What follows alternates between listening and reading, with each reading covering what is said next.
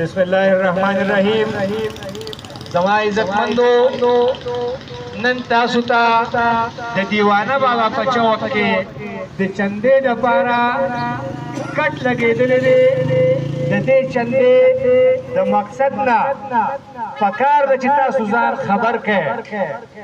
منګه دې ټول کام ته دا خبرداري ورکول غواړو چې په سرکاري سکولونو کې د سبق کتابونه نشته، چېرته د یو کلاس غونډ کتابونه نشته او چېرته نیم شته او نیم نشته. کامه تاسو به وایئ چې موږ خپل بچي سبق ته لېږو، خو ګورې هغې تشې بستې وړې راوړي. نن ستاسو د بچو مستقبل په خطره کې دی، په تیاره کې دی. هغه درنه جټ لویږي، هغه درنه نالایقه جوړېږي. نن زه تاسو ته دا خبرداری درکړو چې ستاسو د بچو امتحانونه په 15 تاریخ باندې شروع کېږي.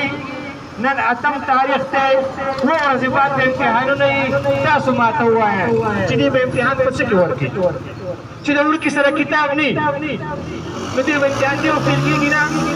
ما ته خو داسې ښکاري چې ستاسو دا نسل، ستاسو دا بچي دا ښه اوبه ورغوستي دي، دا د جهالت تېرو ورغوستي دي. د خوږ تر منځ نه تاسو ته چغې وي، د جهالت تر منځ نه تاسو ته چغې وي چې موږ له لاس راکړئ، موږ له کتاب راکړئ.